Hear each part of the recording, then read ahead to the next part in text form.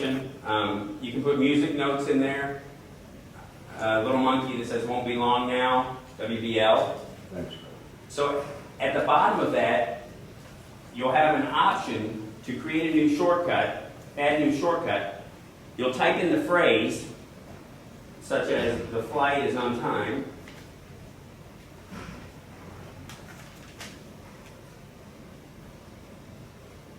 So for your phrase is the flight is on time, we'll put FLTT as the shortcut.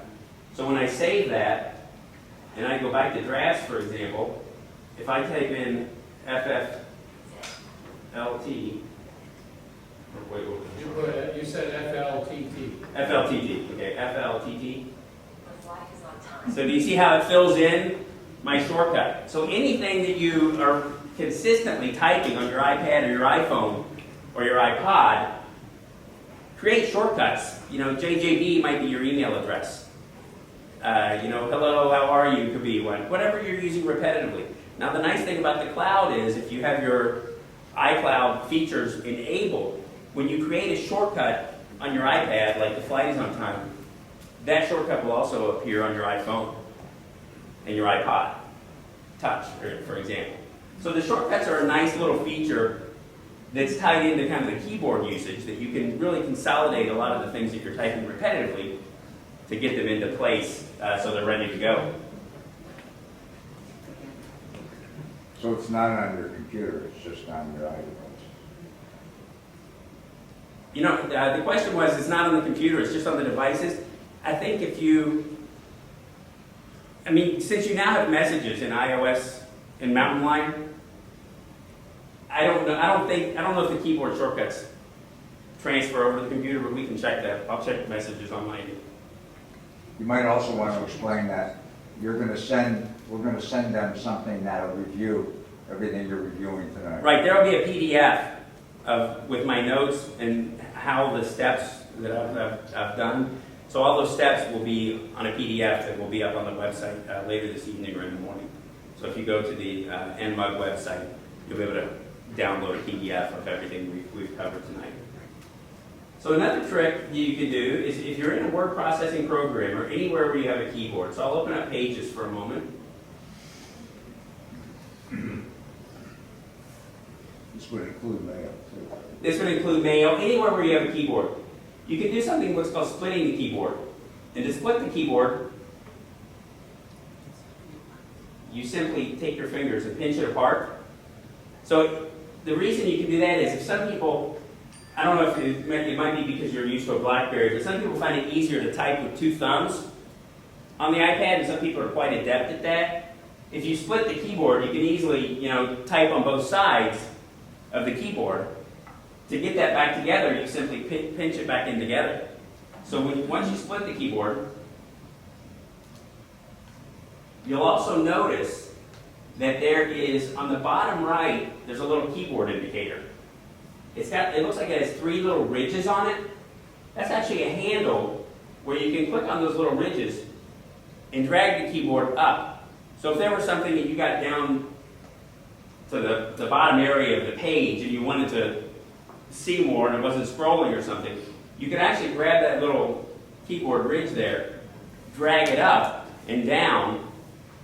If you hold that for a moment, tap on that little button and hold it, you could tell it to, merge or split as well. So you can either manually split it and put it together by pinching your fingers, or if you tap on the little keyboard icon there, you can have other options, bring it back down to the dock and merge it. Will that work on an iPhone also? I don't think you can split the keyboard on the iPhone just because it's so tiny to begin with. I haven't tried it, but I would guess no. Okay. So, How did you move it up and down again? to move it up and down, you simply grab, at the bottom right, you see how there's a keyboard?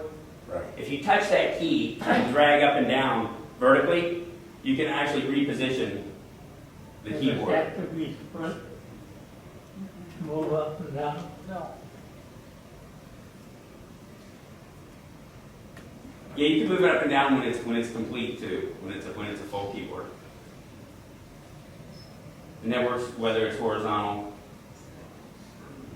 or vertical. But then the biggest thing is probably that with people that are used to typing with two thumbs is when you would want to split it.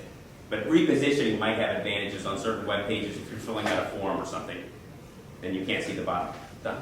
Jeff, I confess, I don't have my iPad, but on the keyboard, what is there's a question mark in front of the 1, 2, 3. What is the function? Why does it have a question mark, and what does that do? Just because that gives you access to the numerical and symbols menu. So it's just simply telling you, this is where you find the question mark, Okay. punctuation, and symbols. Now another place on the keyboard that you'll notice is once you get to, so at the bottom left and the bottom right, you'll see the ABC button that will take you back to the alphabet keyboard. So if you tap the 1, 2, 3, that will take you to the numerals and mostly use punctuation marks like the and sign, the at symbol, the question mark. Now there's another little keyboard to the left of the undo button where it has a little like dollar or a number sign and a plus and an equal. If you tap that, it will bring up a more extensive list of symbols that you can use when you're composing a text document. And some of these also have alternate uses, like that must be another percentage type mark in some places that's used. Now, how do you print the one that you find as the alternate one? You pressed a couple of these before, and there were 3 and 4. Oh, you simply slide up. So if you go to here, you simply slide your finger up Oh, and select the one that you'd like to. And when you release, it will insert that symbol or that letter, that character. thank you. And once again, if you want to split the keyboard, you can pinch out and reposition, or say and hold to split it. So that's kind of a nice feature in some cases, but especially if you're using two thumbs to type. Yes, sir. My name's Gus. Yes. The question mark, that indicates that it's on the other type keyboard also, when you have the numbers. If you press on that one, you will get an upside down question mark, which is, I think, used in Spanish or... Correct. Yeah, I know. You won't get that on the other keyboard. No, and the other keyboard actually is a parentheses or quotation mark. Right. So that's a good key. So when you're on the alphabetic keyboard, if you hit the question mark and hold, that'll insert like a quotation mark. If you're on the numeric keyboard, the question mark will give you And the same thing with the exclamation point. It'll give you an the upside down. So that's only available on the alphanumeric keyboard.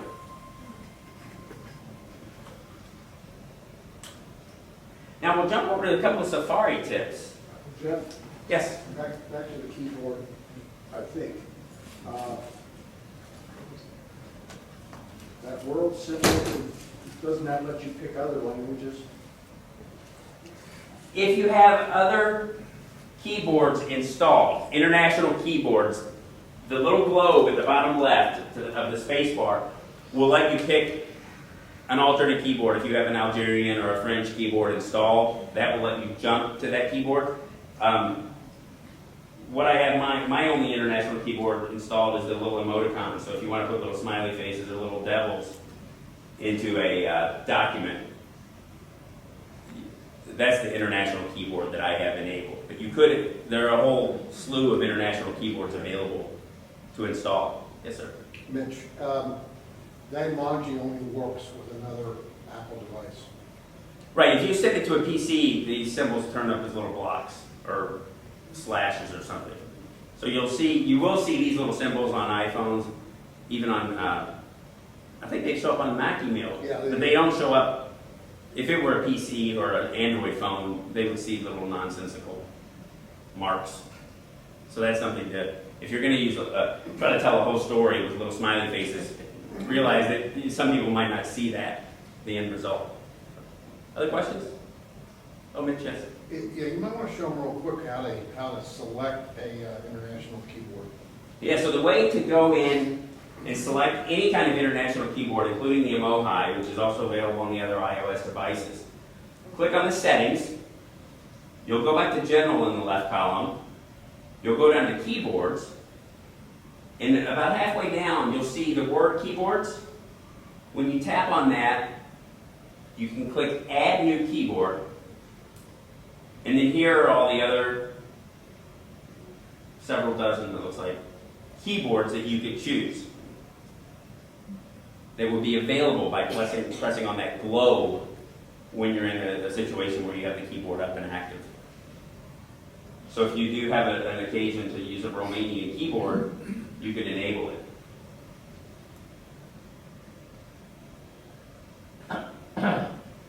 And to enable it, you would simply go Add New Keyboard, and then, so I've added Bulgarian there. So when I go back to Pages, and I tap on the globe, let's see how I get the Bulgarian keyboard number. Oh, actually, it's changed my default keyboard to Bulgarian. Right. That's like the Russian. So let's see, we'll go back to settings and we'll turn off Bulgarian. So Siri will do the same thing. Delete. So What'd you say about Siri? Siri will do that. You can change the language of Siri. Let me see if Siri, the setting for Siri is here. But be careful about that because it's hard to sometimes get it back. If you change it, I use that for my wife. you can change the intonation from Siri pretty easily. And if you want to hear like a South African or British dialect, you can change the accent. But be very cautious about changing any of the language settings because then it could put the whole iPad in Croatian, and if you don't know what the menus mean, it's very hard to back out. You keep clicking the words, you have the choices of the different keywords. You have them all in there. Once you've chosen, you can go back, like you can go back to the smiley faces. Oh, so you can't hold if you click and hold the icon, that's where you'll get a choice to jump to a keyboard. So clicking it toggles it somehow, but if you press and hold, So they'll all show up there. they would show up there. So the keyboards are easy to get out of. Thank you.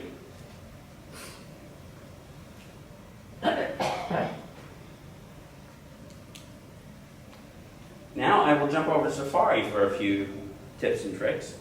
Now you might know that if you're on your Mac device, if you have an iPad or I'm sorry, a MacBook or an iMac or a Mac Pro or any full-size computer, you'll see a reader option. So if you're not familiar with reader, certain web pages, you'll see up in the menu bar to the right, there's a little button that says reader. What reader does, if you're on a web page, say the wallstreetjournal.com, and you see a reader button, when you tap reader, it will bring up just the text of the page, just the text of the article. It will kind of let you, it'll take out all the ads, it'll strip out all the comments, and it'll just give you the main article. So that reader button in the top menu bar, across from the address of the web page, will toggle that on and off. Now the nice thing is, when you're in the reader menu, you can also mail. I turned my mail off on the iPad, but if you mail the view while you're in the reader, it will actually send the content of that article rather than just a link to the web page. So that's a nice feature. And all websites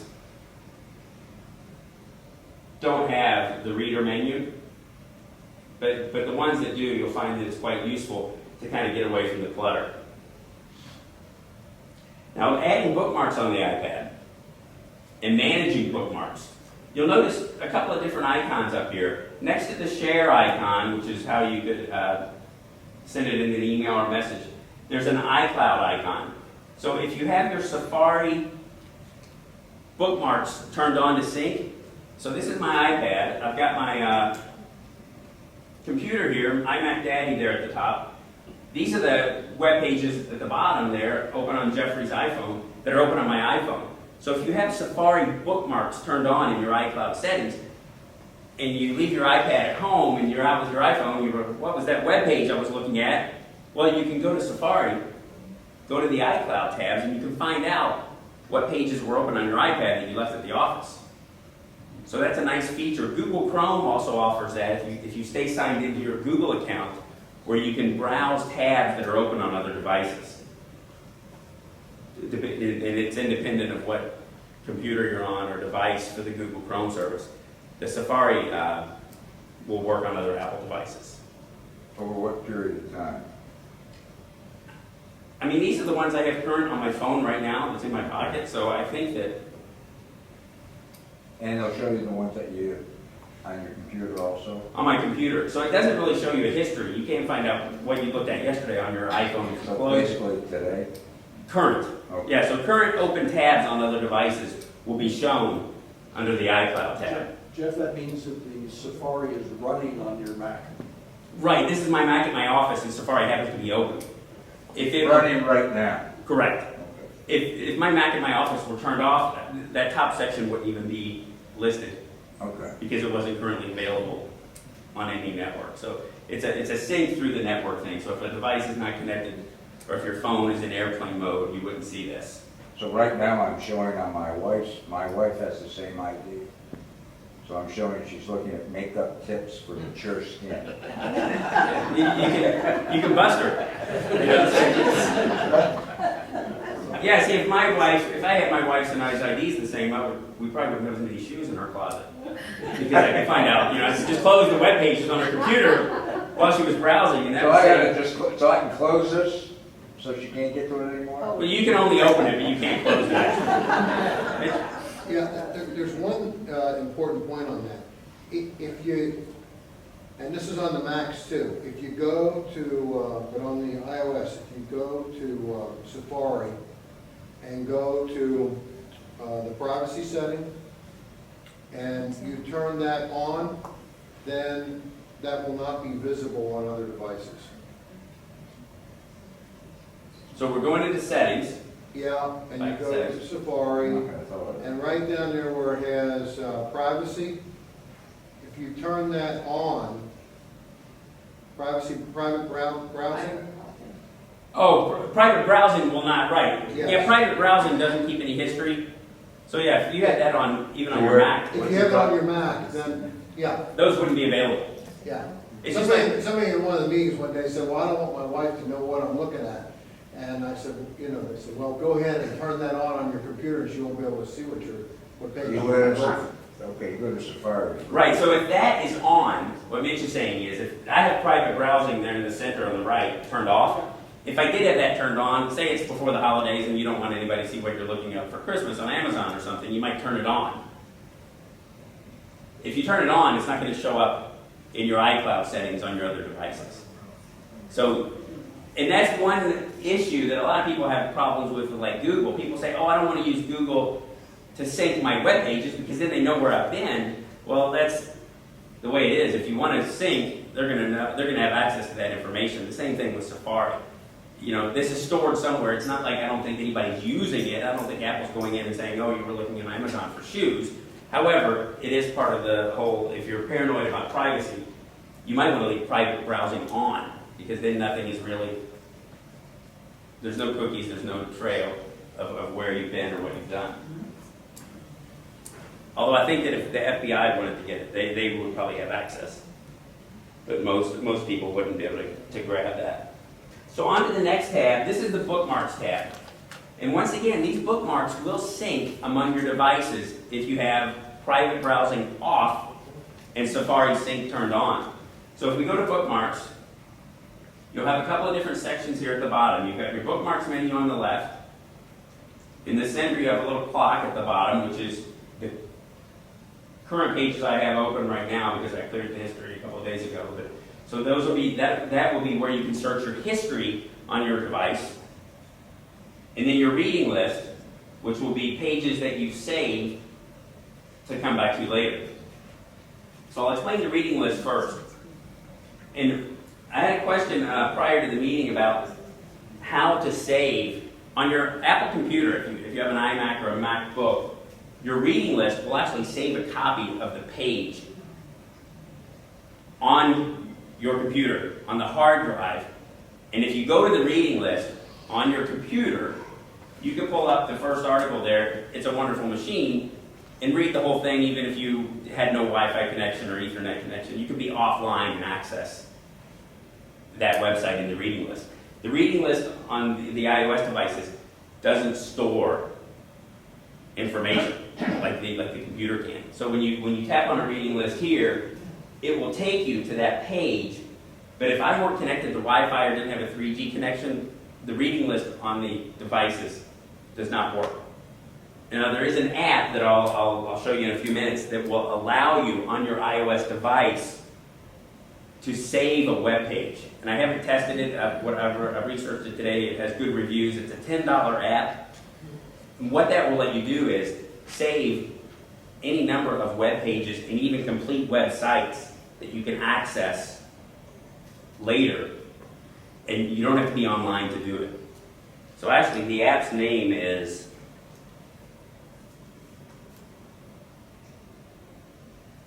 Offline Pages Pro. So here is the, I'll show you a little bit about how it works. So if you do want to save, since reading list does not work on the devices, this is the app. It's $10. It's gotten 234 or 5-star ratings. And what this will let you do is save entire websites and or certain web pages for offline browsing later. So if you were going somewhere and you were going to be on an island or something, or you were going overseas and you didn't want to, pay for international service or something, but there were some things you wanted to look at while you were over there, this would be an option to allow you that luxury of being able to visit websites, even though you're not online at the time. And like I said, I haven't tested it, but it does seem to work pretty well from what people have said. People are happy with it. It is a $10 app, and if you had the need for that, that might be something you might look into. So back to the bookmarks menu. So here, we're in the reading list, so we covered that a little bit. Now the way to add a page to the reading list, which is basically, I want to come back later and look at this, is you'll tap this share button, which is the button with a little arrow popping out of it, and you'll see an add to reading list icon there at the bottom right. So if I add that to the reading list, when I go back to reading list, they're in chronological order. Should be.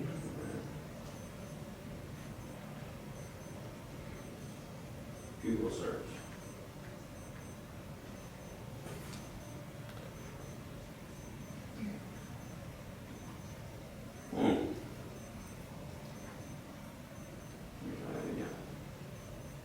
Why does it say when it's syncing that it's saving for offline reading?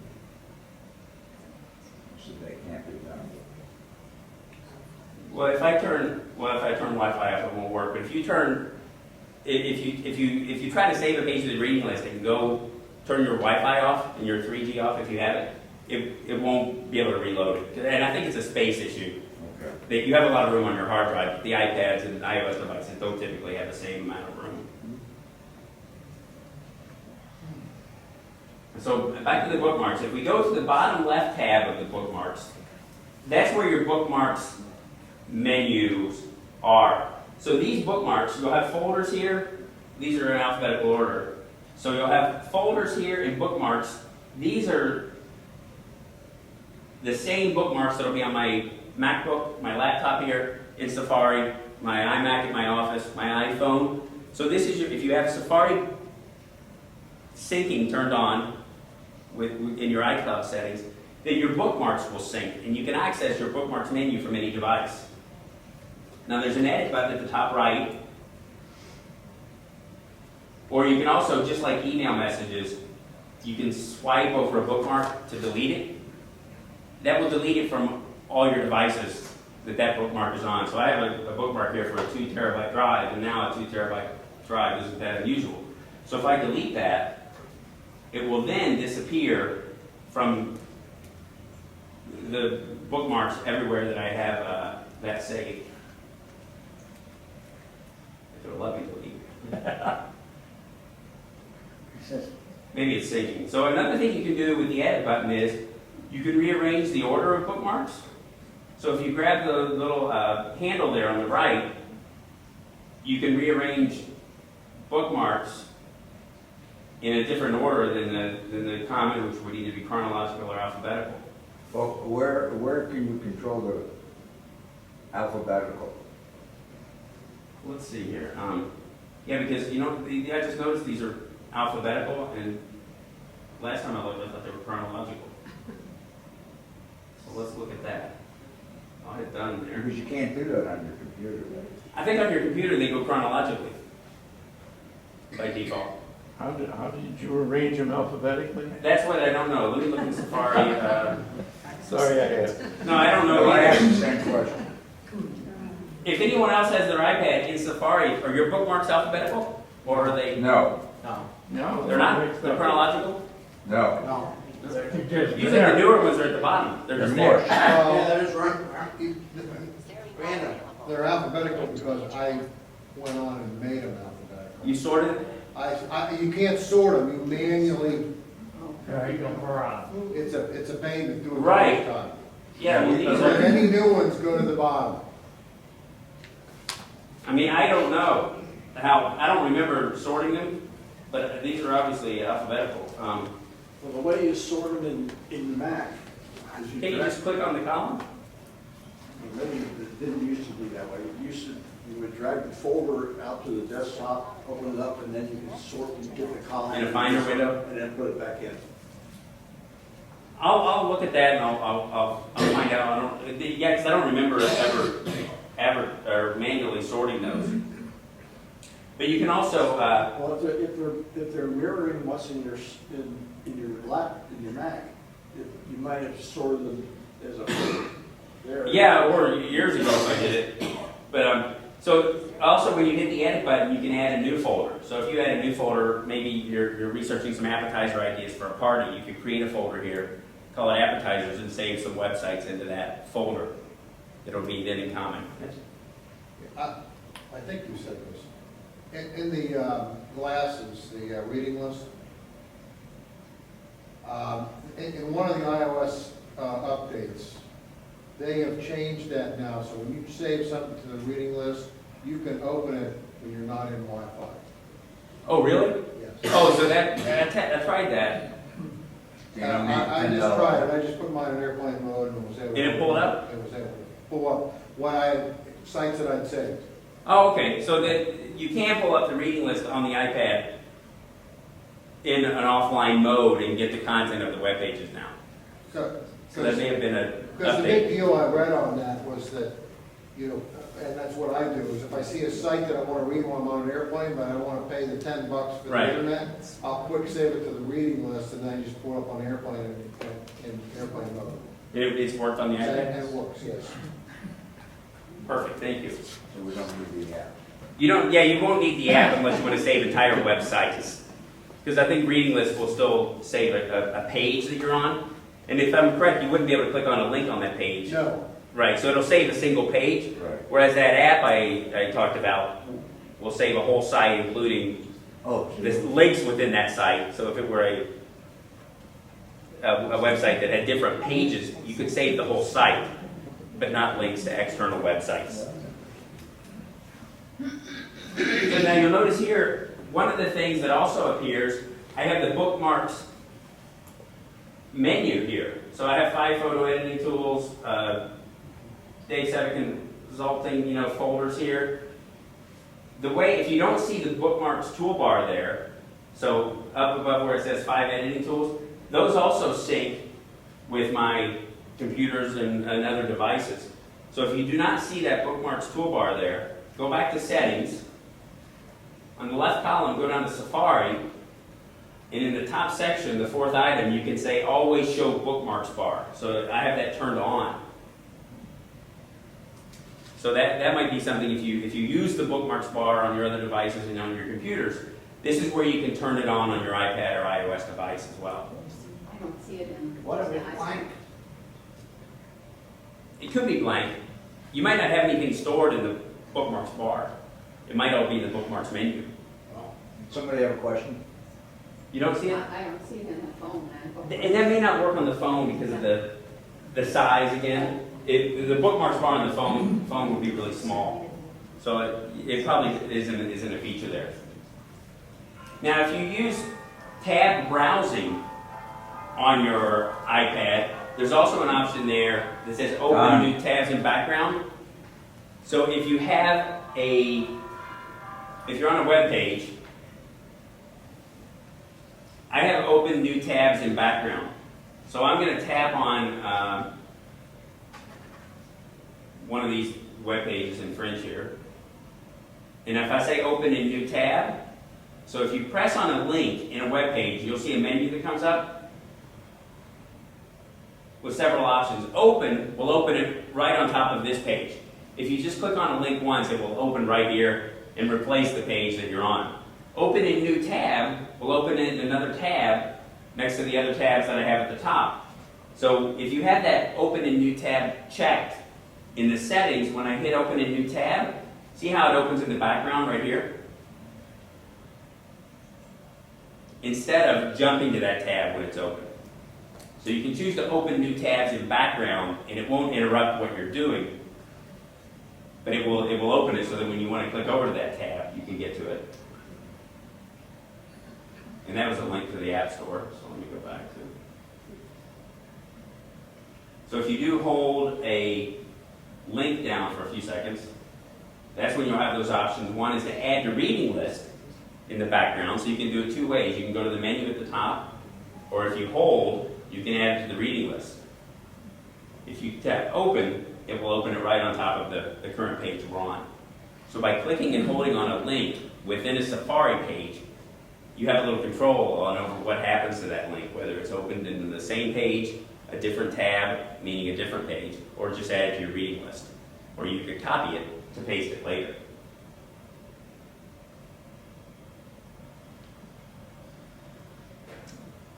And once again, when you're in the reader that we talked about a little earlier, which also works on the desktop computers, you'll have a little symbol up there for the font, so you can make it a little larger or smaller. And if you have your text turned on with Siri, or you can even have your computer or your iPad read to you, if that's enabled.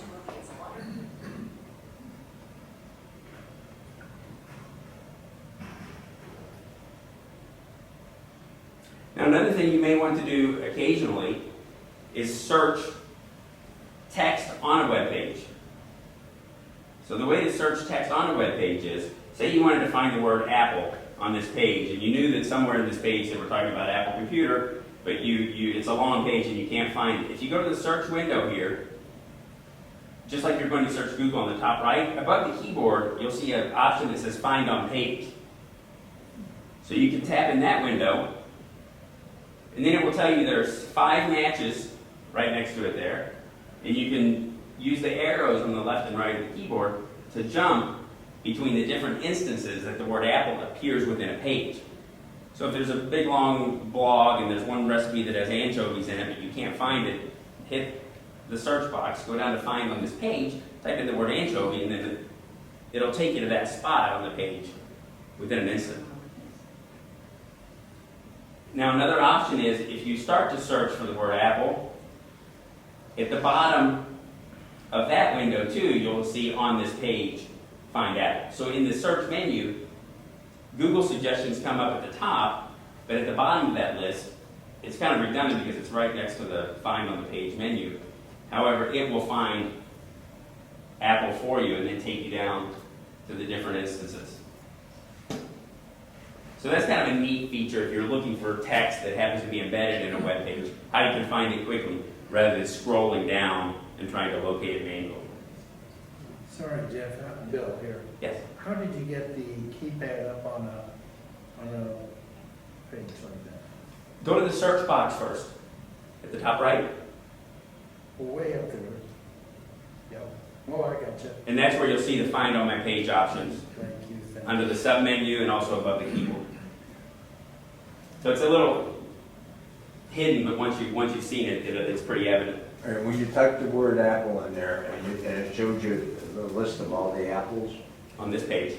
yeah, how did you see the list? So I type in the word Apple, and I'll go to Find on this page. It actually highlights them. Okay.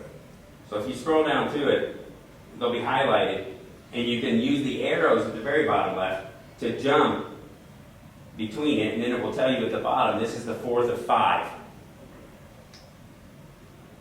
How does it jump? How does it jump? Oh, by using these arrows at the bottom of the keyboard. Oh, okay.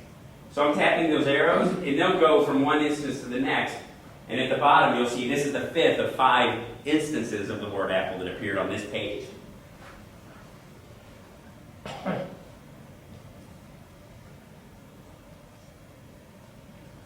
Now, another thing you can do now with the newer iOS is change the font on your notes.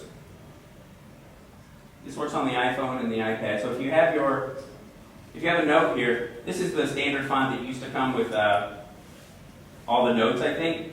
So if you want to change that font to like a Helvetica or something, you can go to Settings, you can go to Notes, and then you have different choices of fonts. So if I change it to Helvetica there, and I go back, see how it jumps over to a different font?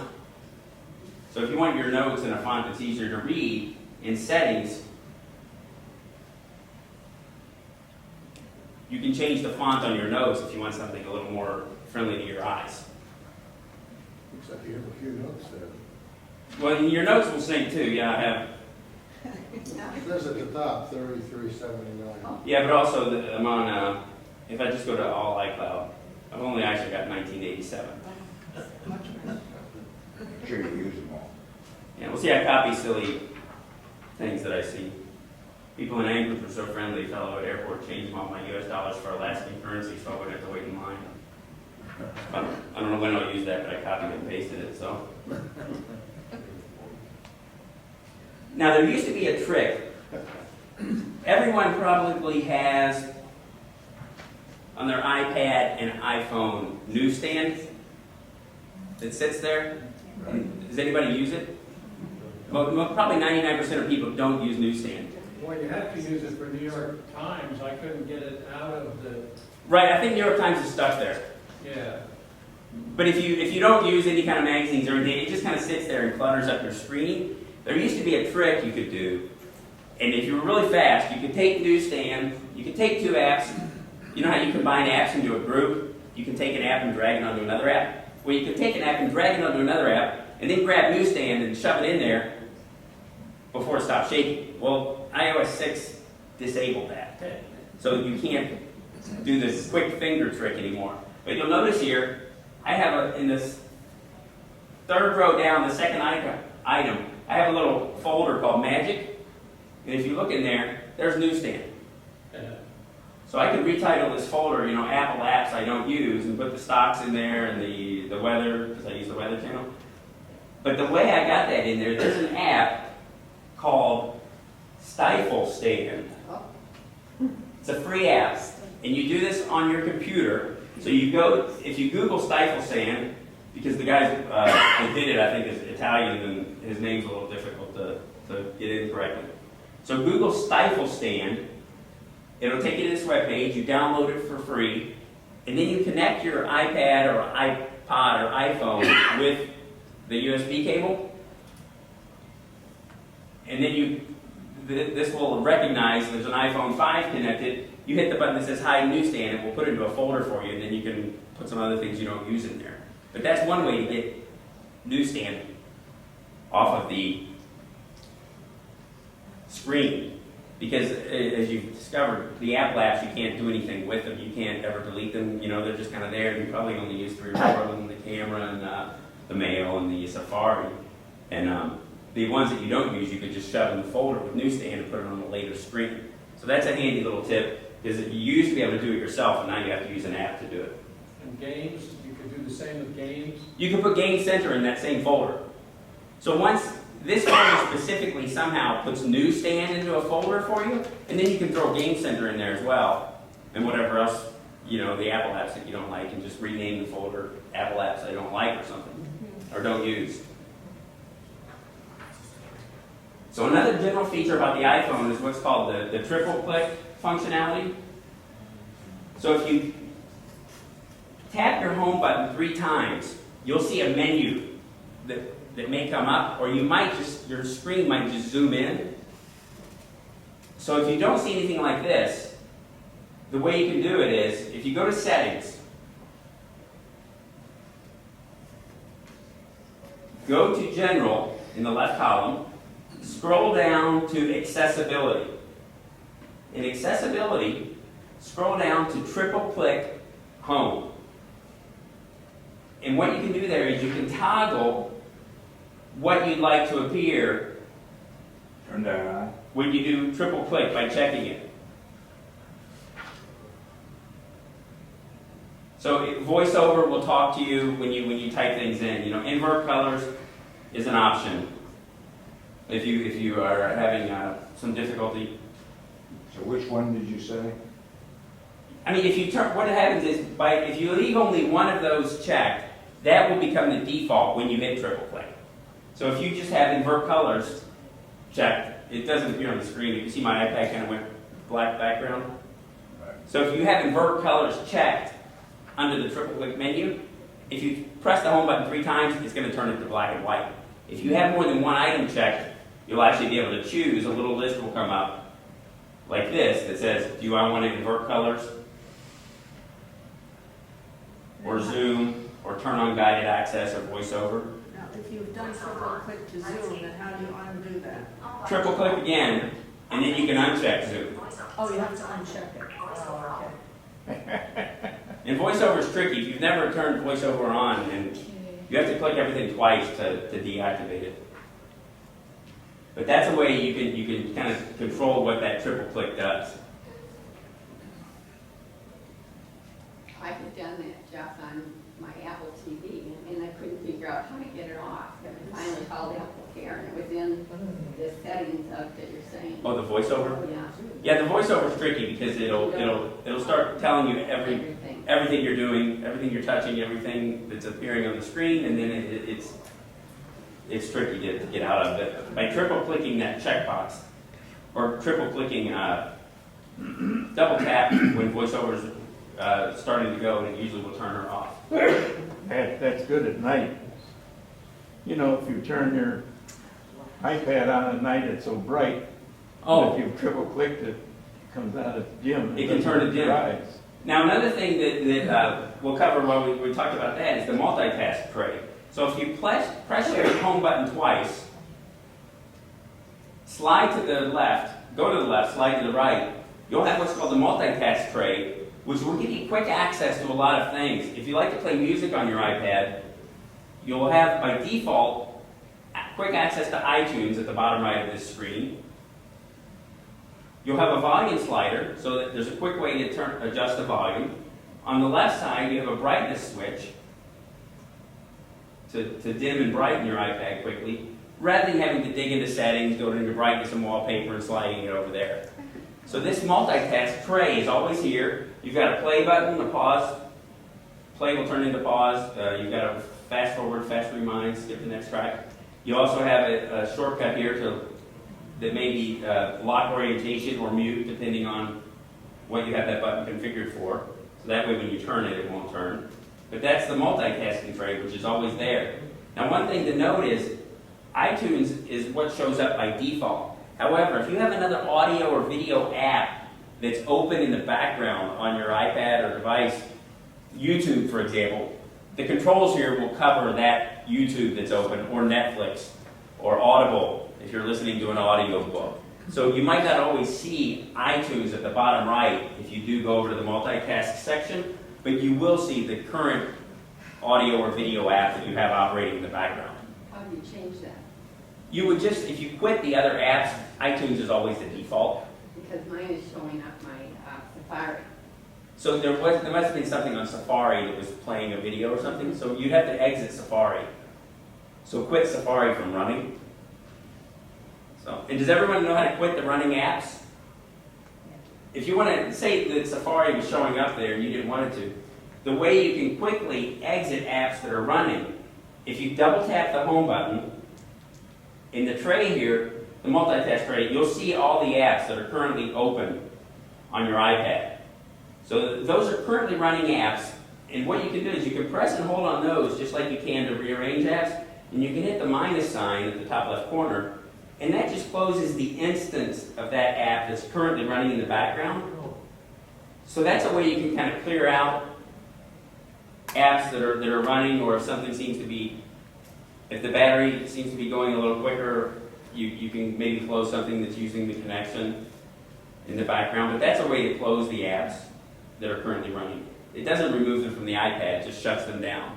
When the apps are in the bottom tray there, it's kind of like a radio that might be on in the kitchen. You can't hear it when you're in the bedroom, but it's still running in the kitchen.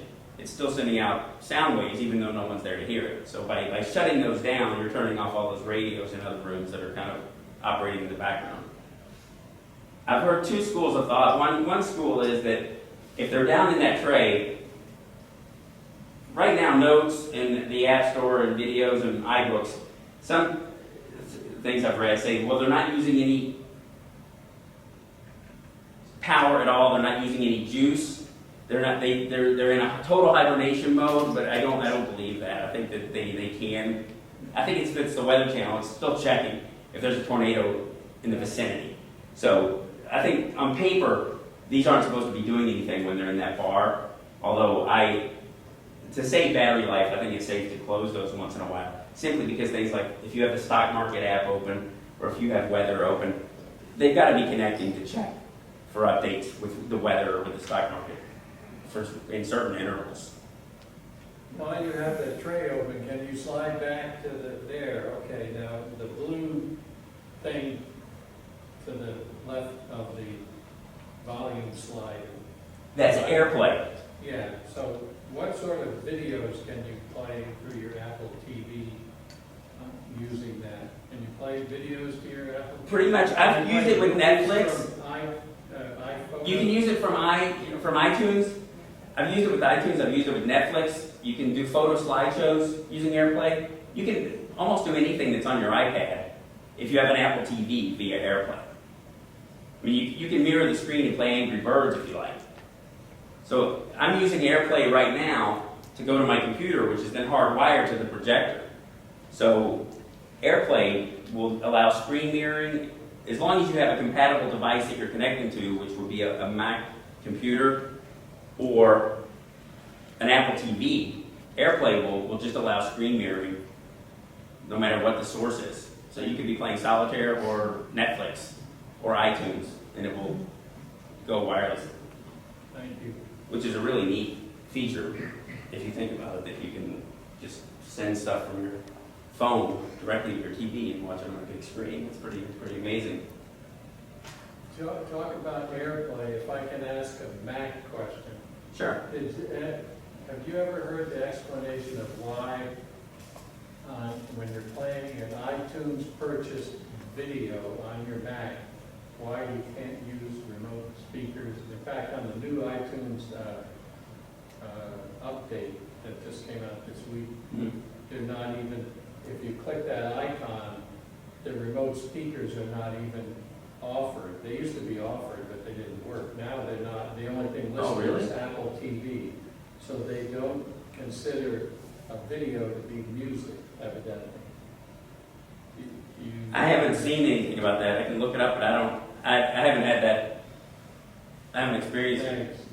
I'll look into that and let you know but the one thing I know that mostly if you have like iCloud or iTunes Match turned on, iTunes Match is a subscription service. It's I think $20 a year. And what that allows you to do is if you have your computer at your house and it's on your desk and you have years of music in there, 30,000 songs, 10,000 songs, 5,000 songs, whatever.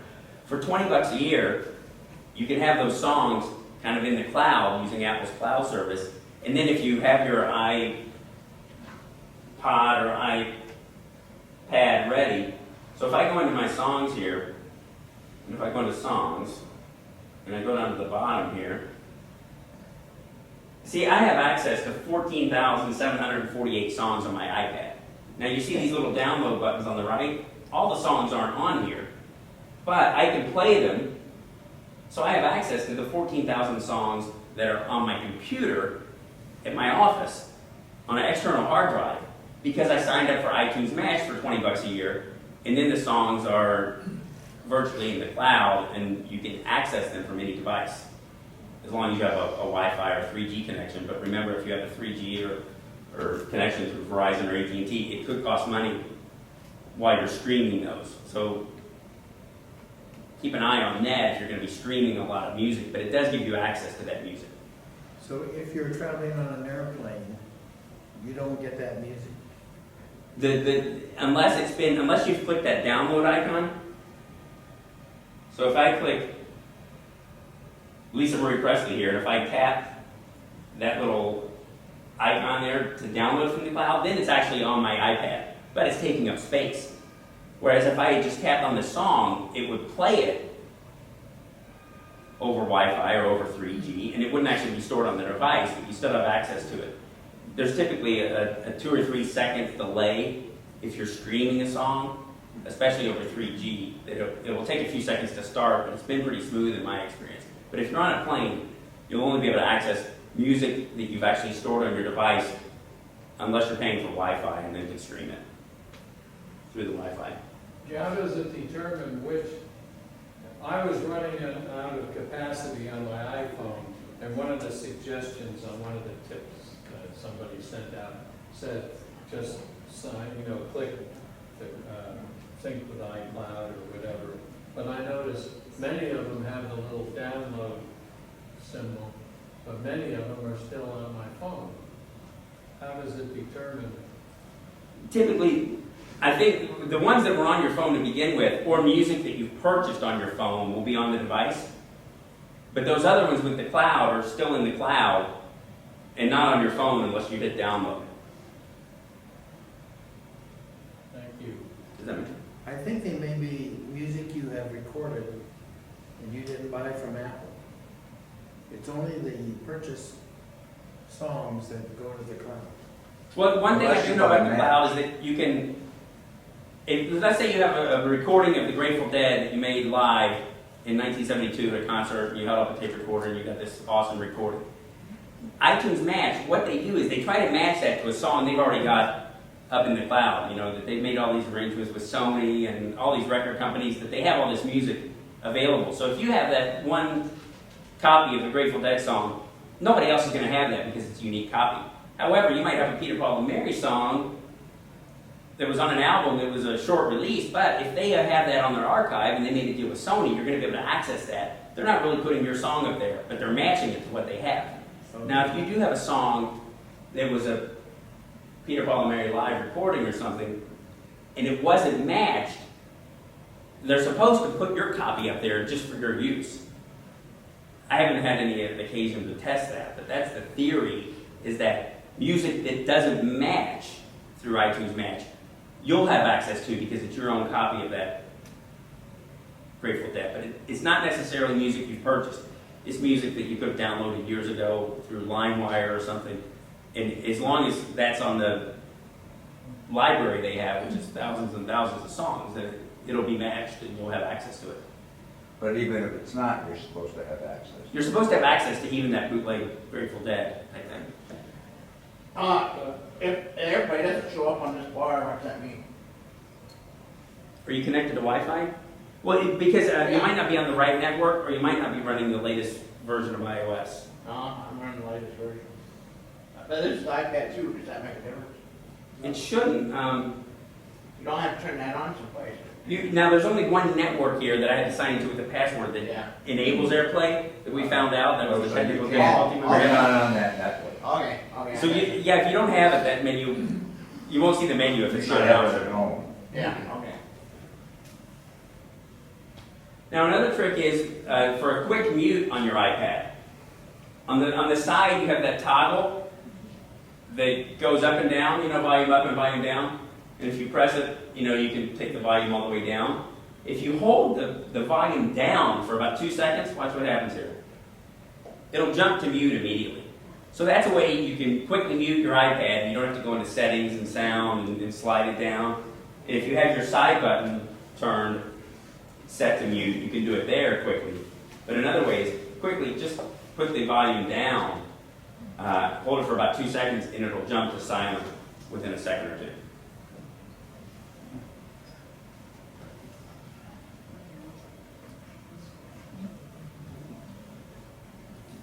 Now another easy trick to do on both your iPhone and your iPad is, in mail, typically if you read your mail messages, you might have, it says from mom, and then there's a line of text, maybe 2 lines. If you want to expand the preview you see, in your mail viewer before you open a message. If you go to your settings on your phone or on your iPad, go to settings, go down to mail contacts and calendars. Under general? Under mail contacts and calendars in the left column. Oh. And then you'll have a section, if you go down to the mail section, you'll have a preview section under show that'll allow you the number of lines you'd like to see in those message previews when you're in your inbox. So if you'd like a little more information shown, you can up that to a maximum of 5 lines to expand the view that you see. Well, So it's under settings, mail contacts and calendars, in the mail section, preview. while you're in mail, when you go into all boxes and you click on the one thing, you go back where you put archives and sent and things like that, how do you open that up? Someone said there's a setting in mail that allows you to open that up. Well, when you go into your Remember, mail, when I go in, like, I'm in mail, and I go to all boxes, and I click the little square up on the top, and it opens up the other list of items like sent and archives and so on. right?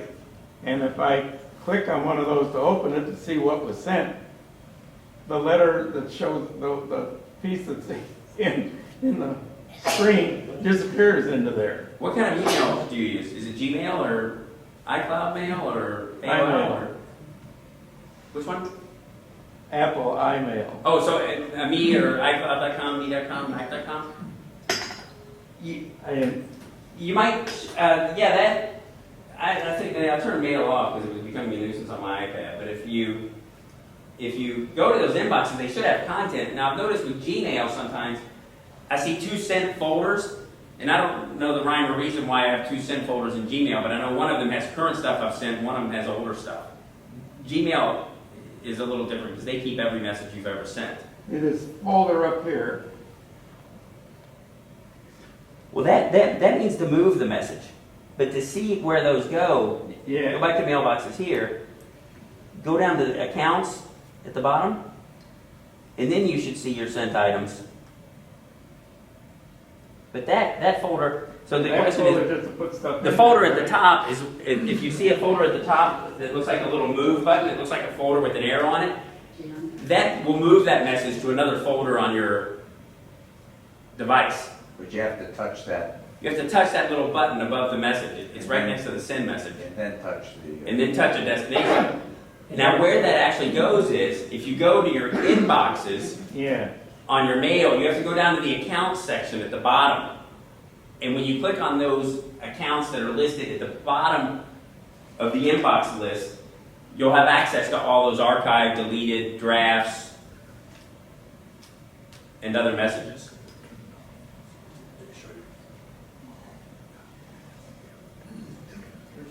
Back to the keyboard, I want to show you another keyboard shortcut. If I go back into Pages, for example,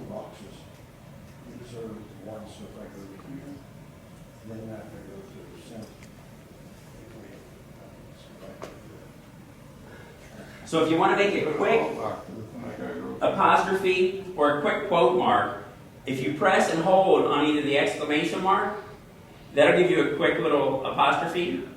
So if you want to put, Lions,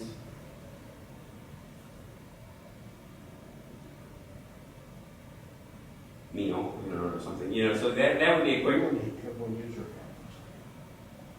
apostrophe is if you hit the exclamation point and hold it for a second. A quick quote mark is the question mark. So if you tap the question mark, you'll be able to put something in quotes really quick and close it. So those are 2 keyboard shortcuts that will let you do some punctuation with just a click of a button, rather than having to go over to your screen that you typically go to get to the punctuation and find the question mark or the quote and the apostrophe there.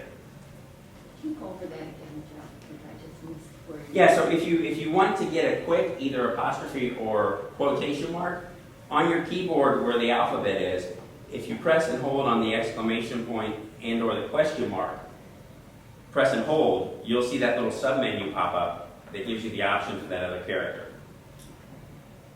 So just like the languages we learned about earlier, and you want to get a different E, the sub-characters of those two icons are some commonly used quotation marks. And you just slide your finger on it. You just slide your finger up, and then it will insert that. Jeff, in the mail, at the bottom part, it's all the accounts, and if you click on those, it shows you that you've got 600 messages saved in trash or something. Yeah, and is that a Gmail account? Yeah, I mean, is there? If you click on the trash, there's a button that says edit. And if you're in a trash can in mail, if you're in a trash folder, if you hit the edit button when you're in the folder, there will be an option that shows up at the bottom left, I think, that says delete all. Okay. And you can delete deleted messages with one fell swoop that way. When you're in mail and you're in your inbox, you either have to click edit and select 20 and scroll down, select 20 more. There's no delete all in mail yet. But in the trash folder, if you go into the trash folder and you click edit, you do have a delete all option. There's no way to put quotation marks on either end of the word or sentence at one time. Well, if you put a quote here, and then you type a sentence in, no, not automatically. You'd still have to Right. put it in. Now another trick, I reviewed this in the last session, but it's a pretty neat one. Is if you're putting if you put a space mark in it, if you tap a space bar twice, well, if you put a word in, if you tap the space bar twice, it will automatically put in a period because it thinks that's the end of that sentence. Now, if you're after the word food, and you want to do that automatically, if you tap the space bar with two fingers, it will automatically jump 2 spaces ahead, and I thought it would put in a period there. Yeah. Did it? It's not for me, but well, if you tap with 3 fingers, it'll jump over 3 spaces. And if you tap with 4 fingers, it should jump over 4 spaces. And if you can tap with 5, it'll even jump over 5 spaces if you need to do that for some reason. So you can just, instead of tapping it 3 times, tap it with 3 fingers and it'll jump 3 spaces. Without putting a There we period? go. I can't see it from here. It didn't put the period, and I thought it would. It will though. It did on yours? Yeah. I probably need to restart my iPad because it's not putting the periods. I think once you've erased the period, which you did, it thinks you don't want a period. Oh, right. Yeah. you have- Okay, there we go. Let me do that. Yeah, so I had deleted it, so it was thinking I was correcting it. Thank you.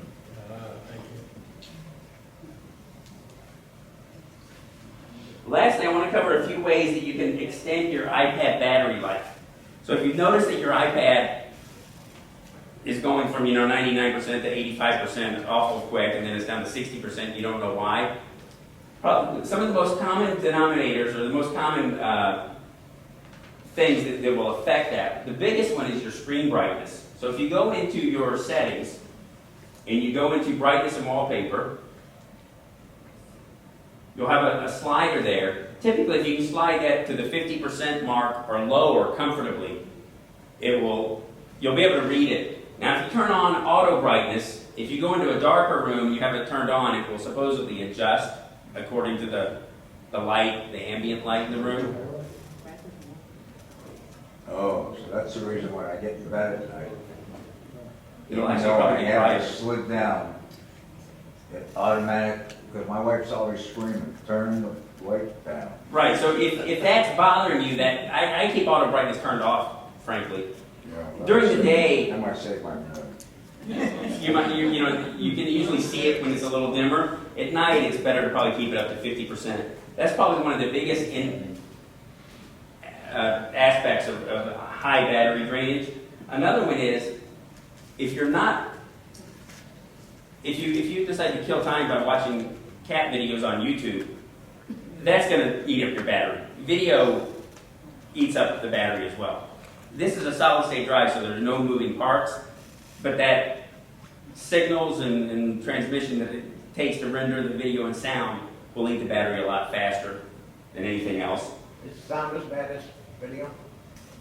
Well, it depends if you're streaming your No, like audio books or something like that. I don't think that's as strenuous as video. But anything that any of the games that are high intensity, if you're playing some kind of game that's real elaborate and photorealistic 3D type, that's going to eat the battery a little faster. Jeff, would that have anything to do with taking photographs? Because you can't see when you're outside, you can't see the subject matter if you're on the photo you're taking. Right. In that case, you might need to turn the brightness up. If you're taking photos outside, but just remember to turn it down when you're done taking the photos, because a lot of times you don't have the contrast outside, especially if the sun is shining, where you have to turn the brightness up. Or I was watching Game of Thrones on my iPad via the HBO app, and it was a real dark scene, and I turned the brightness up just so I could see what was happening in this dungeon. So there might be cases where you want to turn the brightness up to get a clearer vision, but always remember to turn it back down. But if you had it on auto, wouldn't it automatically go up? But I've been in that position many times. Auto works better in low light situations. It doesn't do, I don't think it's designed to when it's really bright out, it's not going to turn it up because it thinks you can see it. It's more that when it's a dark room like George at night, it's going to boost it a little. But I don't think that it can really, when it's brighter, it doesn't think you want it to be brighter. It would probably think you wanted it dimmer. Something they need to work on. Yeah, so that's because that's almost a preference as well, that it would be hard for a machine to probably comprehend. When you're outside trying to take, and I'm sure the rest of you have been there, you take a picture, and if it's sunny or if you're at the beach, you can't see a thing in here. Right, yeah, you I could. mean, you're really taking. So you'd have to crank it up or shield it somehow. But I have it on auto, it Almost. didn't work. But Yeah, auto won't help in a very bright situation, I don't think. Yeah, I've got an application that shows your battery time. It looks like GPS is the worst for batteries. Yeah, and location services, if you go into general, or actually notifications, privacy. So if you go into your settings and you go into privacy, location services, see I have a lot turned on, but you probably don't need sound count. I don't need sound count. The weather channel I would want turned on. So if you look at the things that are turned on in location services, Ancestry I don't need on. So the more you can have turned off here, because if you're using an app like Chipotle, you're going to order food, or your camera, or the Apple Store, if that app is open, it's going to be checking for a GPS signal every 5 minutes to see if you've moved, or more frequently. So location services and notifications, turn off anything that you actually don't need. And it would actually be safe to turn off everything for once, but then next time you need to open your Chipotle app or your Facebook app, and if it needed location services, it would prompt you then that says, hey, location services is turned off, you're trying to find a pizza place, you need to turn it on, you would say, turn it back on. So if you did want to just turn everything off, you'd be notified when the apps that you needed GPS for were needed to turn it back on a case-by-case basis. So that might be an idea that you could try, and then as you need apps, you'll decide, do I really need to know where Chipotle is or not. You keep yours on or off? As you see, a lot of mine are on that don't need to be on. And I'm at 86% still, so. Now another thing you can do in settings is, if you go back to general to save battery life, there's a section about halfway down that says auto lock. If you have that on never, then what that means is if you leave your iPad on the kitchen counter, it's not going to shut off for a long period of time. If you don't have a smart cover that automatically turns it off when you close the cover, it'll just kind of stay on for a long time if you have the auto lock to never. So turn it to if you're finding that you're always, every time you set your iPad down, you have to go back in and unlock it, it's probably on 2 minutes. But if you change it to a smaller interval than never, anything will help with the battery life. If you just sit down and walk away to talk on the phone or something, it just won't be using power while it's sitting there. Do you have a recommendation on what makes most sense? I suppose it depends. I had mine set for 3 minutes because somebody at some point said that, but it seems like every time I turn around. Yeah, I mean, I keep mine at 5. But that's a preference. If you're doing something and you're walking back and forth and you notice that you're always having to open it, you might bump it up to 10. Right. So just, it's a personal usage type thing. And, you know, some people set their iPads down a lot. I am usually only holding mine when I'm using it, so 5 minutes is enough. I think I'll have mine to 5 minutes. Do you use more battery when it's in sleep as versus being power off?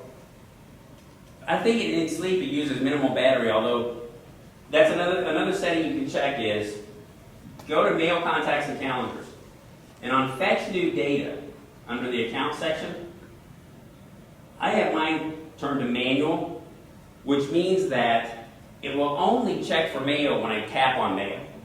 I don't hear those little beeps that mail is coming in all the time when I'm doing other stuff. So if you I have push turned off, so I'm not getting anything until I click on messages or click on mail. That's when it's checking for mail when I actually click on the app.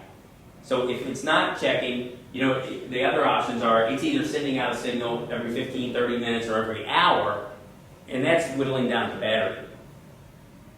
But what is the difference between push and fetch? I have manually for fetch, but I have push on, I guess, which is the default. What is the difference? Or should I just, if I turn push off now, does it, you know, if you have never selected, what does push do for you if it's on? Well, let's see, if mail, yeah, because everything else is kind of on or off. So I have push off, but I'm still getting iMessages. Because I have iMessage on. So push doesn't affect the messages. Push is for getting the mail as it comes in, I believe, is the theory. Calendar events. All the apps that use the sync services will be transmitted to the other devices. So having that off. This is under mail. Right, under mail. Oh, it's also contacts and calendars. Oh, I see. Right, it's under the address book. So mine only connects when I open contacts. Yeah. It isn't Right. Rather than happening in the background with the push. Right. Thank you.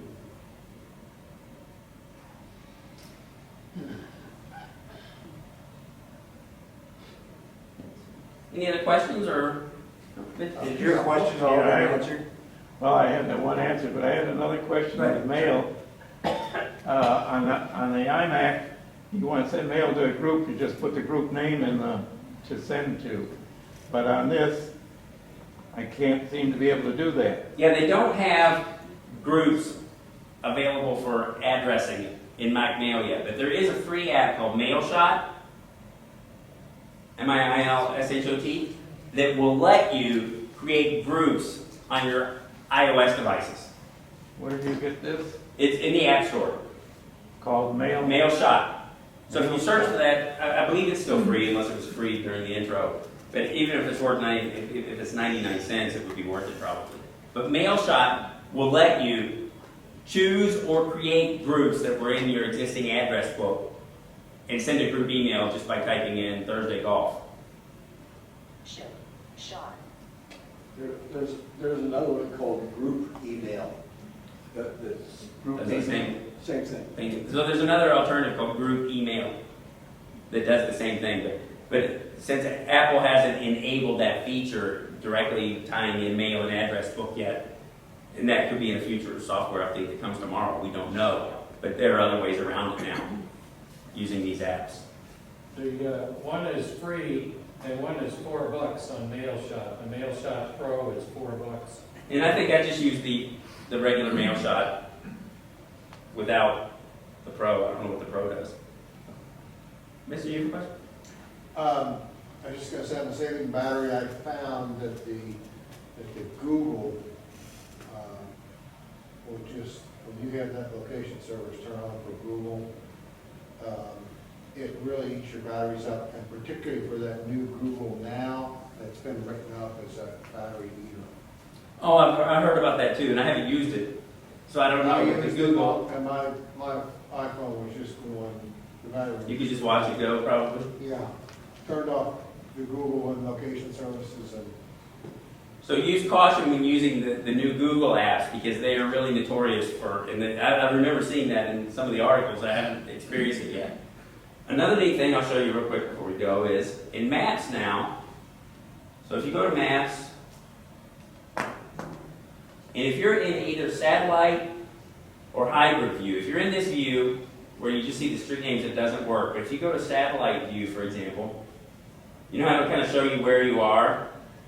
You can go to 3D. What you can do now is you can kind of zoom out. You can keep actually zooming out.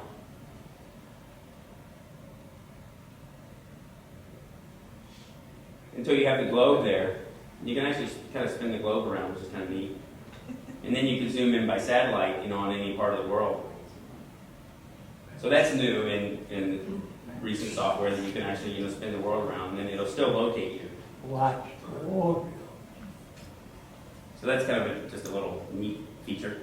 There was just an email that just came through, and it talks about saving your battery on your iPhone, and the first thing it said was brightness, is exactly what you said, and then it says turn LTE off, was the second thing.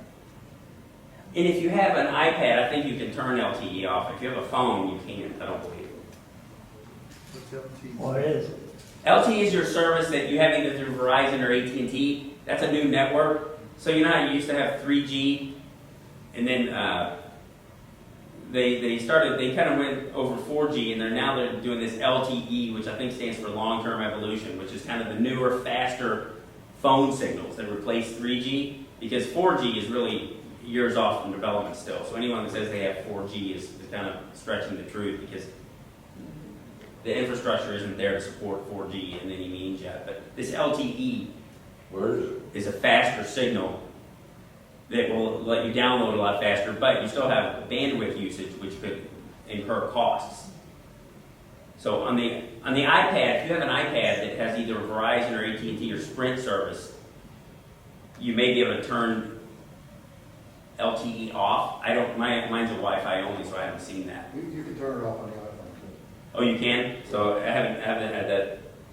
Where is It's in settings under cellular. Settings, general, cellular. Oh yeah, enable LTE. So there's probably the same on the iPad. You can turn that off. General set what? Settings, general, cellular. But this will only work if you have a... If you have Sprint, that's not an option.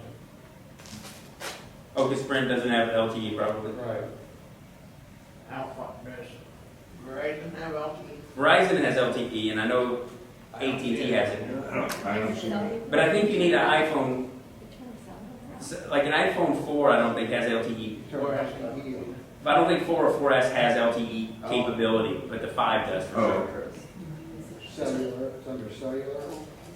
It's especially important to turn LTE off if you're in a marginal service area. Because you can chew up your battery in a matter of a couple of hours. If you're in a place that thinks it has LTE, but really doesn't. It's still searching and pinging. Yeah. So yeah, so if you notice your battery is giving you some trouble, LTE apparently is a big indicator. I haven't noticed it as much, but my phone, which I have LTE on, is always charging whether I'm in my car or at home or at my office. It rarely gets below 75% ever. So I don't ever go out and I'm either in my car or somewhere where it's charging every hour or two. Yeah, there was some confusion right here. You only want to turn that LTE off if you're in a situation where you want to conserve your battery because you're afraid it's going to deplete your phone.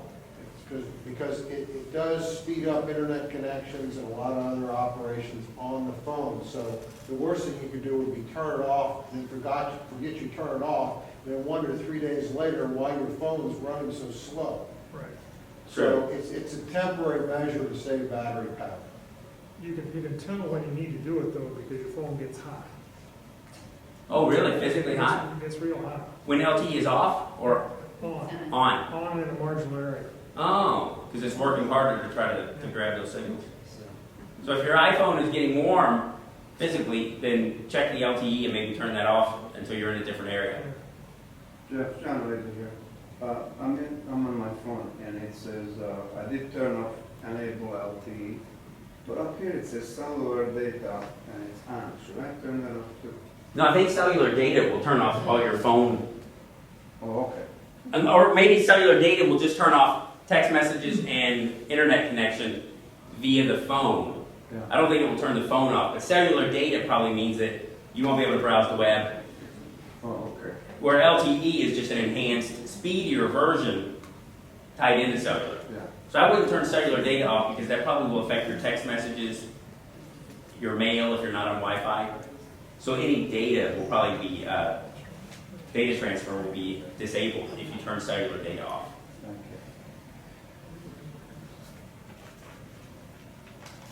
I had another question that I just recalled before I got here that was about if you have your iPad, you have a Wi-Fi iPad, and you're traveling, and how can you get your mail messages that are there without a connection?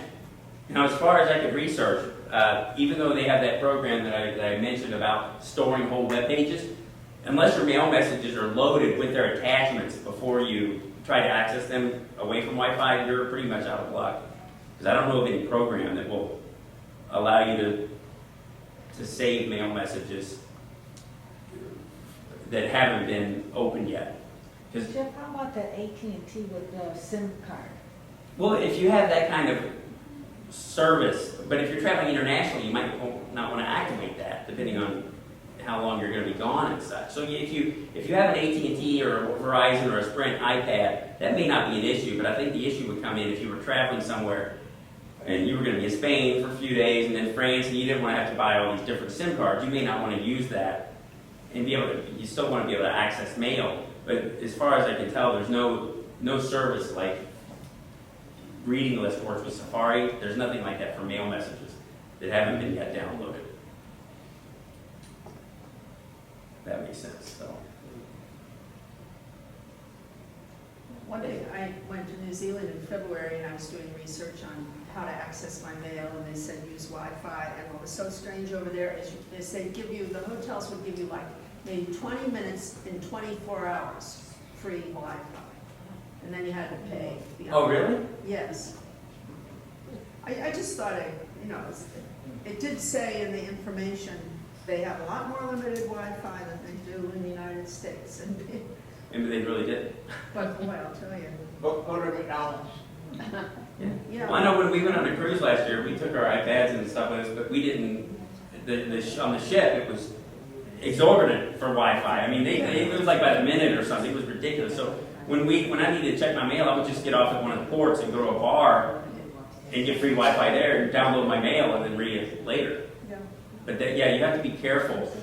And the best thing to do, I think. Somehow I managed to use like a gigabyte or something out of 2 gigs that I have, which isn't very much, without hardly using it at all that much. Well, and that's the thing. You have to be really careful. And I think when you're traveling, the best thing to do, if you're going overseas or something, contact Verizon or contact AT&T. Tell them what you're doing and say, what should I do? Because this stuff changes so often. Some SIM cards aren't working in certain parts of the world anymore. But if you ask them, they'll either say, here's the best plan for you. And it's a lot easier to be proactive and do that before you go than come back and have a $3,000 phone bill and try to deal with it. Yeah, no, they basically, Verizon said use Wi-Fi, when you can. Yeah, turn airplane mode on and turn Wi-Fi on is the best policy probably. But then you can use Skype. You can make phone calls, you can access the internet, but you do need Wi-Fi.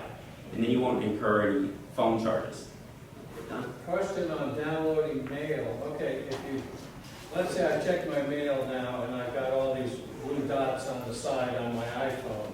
Okay, so you're telling me that if I haven't clicked on one of those and then I go someplace where there's no connection at all, I can't open those messages? Well, you might not have the whole thing. Like for example, I'm not talking about attachments. I'm just talking about the message even. Like when I get the daily mug mailing list, if I'm not on Wi-Fi and I open the message, I'll get like the first 10 lines. It'll say, click here to download the remaining message. Okay. You'd have to, if you click download there and the message loads, and then you keep it as new, for example, mark it as unread, then when you go back, it's all going to be there. But it's those messages where the content has not all been downloaded yet. Maybe just the preview has. Thank you. A lot of times, it's not all there. Right. And those are the messages that you won't have access to unless you click that download all button. And I think that typically that usually only happens under 3, like if you're on the cell network. Yeah. Because if I have my iPhone connected to Wi-Fi at home or at my office, and I open a message, the whole thing just loads and I never have to click download remaining part of the message. So typically I think that you'll only see that when you're on a cellular signal. But that would be the case to where if you went into a coal mine or something and you were trying to read that email and the directions out, then if you hadn't downloaded it, you'd be out of luck. So just keep an eye on that as you may be traveling and such. When I travel to Spain, and we don't have Wi-Fi in the apartment, so I go down to a plaza where we live, and I can get my mail there. I mean, I just see, like you're saying, the blue dots, and go upstairs and can read it. But what I was going to say something different is that to save time being downstairs on my own, composing 20 emails, I do that at home. And when I go down, I just click them and instantly they go out. So it's an idea.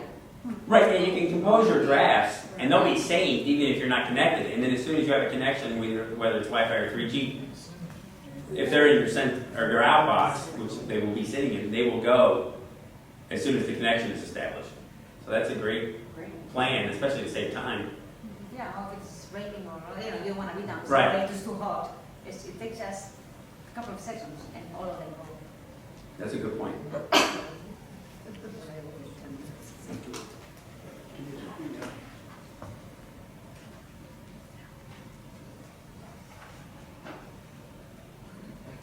Oh, I learned I read an article this week of a neat Siri trick. You can now have Siri create secure passwords for you. So if you want a secure password, what you can do is you can say the word Wolfram, which is the Wolfram Alpha search engine that Siri uses. Wolfram password. So if I do that, watch what happens. Wolfram password. Checking on that. Here's what I found. So then Siri will give me a password that is capital X-ray Lima, capital Romeo 5, Bravo 2, Tango Lima. And at the bottom here, she'll say that the time to guess that would be 229 years at 100,000 passwords per second. So if you need a quick password and you don't have one password with you, or you don't want to make one up, you can use Siri by asking her Wolfram password to give you also different options and also a lot of information about them, and also the phonetic spelling of it. And then the way to copy and paste it? I mean, are you ever gonna remember it again? You'd have to take a screenshot, probably, because you can't copy and paste from Siri, it looks like. Can you screenshot? Yeah, how do you screenshot? To take a screenshot, you press the two physical buttons on the edges of your iPad. The home button on the front and the power sleep button on top. If you press both of those together for a second, you'll see like a little flash of light. The picture of what's on your screen will then be saved to your camera roll, so you can access it later. That works on your phone as well, and it works on iPod touches. So you press the sleep wake button on the top and the home button at the same time. And that will take a little shot. And then when I go to photos, and I go to camera roll here at the bottom, you know, there are the pictures I just took. But that's a neat thing with Siri. And if you ever ask Siri something like, what are the directions to Costa Rica? Oh. Sorry, Jeff, I can't provide massive directions in Kenya. This, So she misunderstood what I said. And that will happen quite a bit with Siri. So if that happens, she says, she thought I was asking about Kenya. You can actually click on the message, just like you would a text message or something, and then select that and edit it there.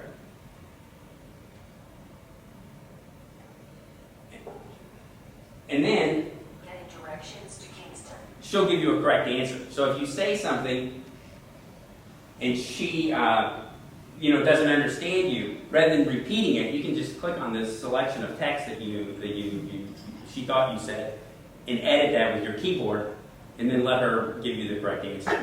When you take that picture, where does it go? To your camera roll. So if you go to your photos, the flower app or icon, it will be in the camera roll. Make sure you're in the camera roll, not the photo stream, and it should be the last photo taken. And that's handy too. If you see something on your screen that's unusual, you can save the picture and then email it to someone, and say, hey, what does this mean? So that or it may be something funny that you see somewhere. That'll let you take a picture of anything that's on your screen at the moment.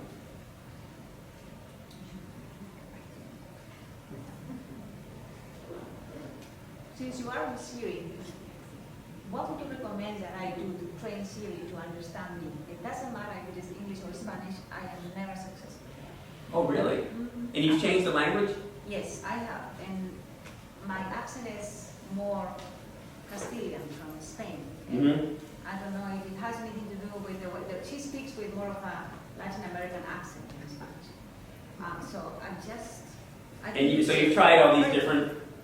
No, I haven't tried that. I haven't done any of that. You try. If you go to General, and you go to Siri, and you go to Language, since you know Spanish, Spain, Yeah.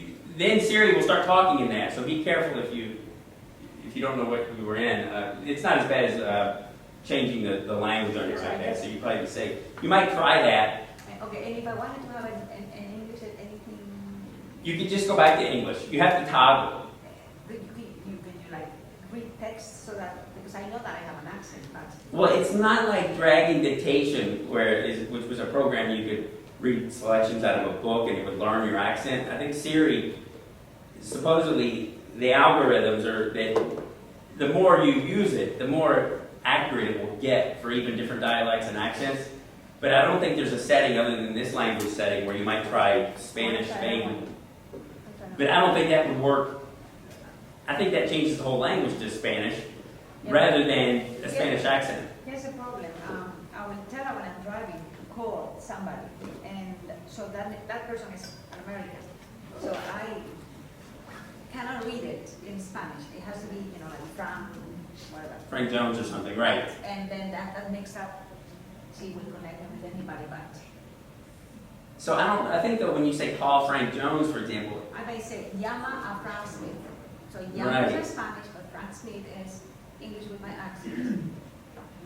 that might just take, maybe over time it will get better because I think that's what Siri is supposed to be doing is compiling all the I accents. And stopped using it because I get so frustrated. right. And I know some people that they just don't like Siri at all. But it's maybe something if you use it, but if it's causing problems, you might. No, I just, And I don't know really except for I know this, but that'll put the whole Siri into Spanish. I've seen my students speaking very, very fast, and she complex to get it. It's working? Yeah, but, students of American students. Right. So it's not the speed or, anyway. Mm. So this one for them, if you have a tip on how to train it. And I think it just takes time, but I don't think you can train a specific iPad. It basically trains all the devices in use all over the world at the same time. Siri, as far as I know, doesn't keep like you have a user dictionary, or if you're using a unique spelling of something, it'll remember that in your own iPad or iPhone, but that doesn't mean it's going to do it on mine. I don't think Siri works on a device like that, like the spelling does, the spelling dictionary. Any other questions? I think we're done. Thank you, Jeff. Thank you. Thanks all.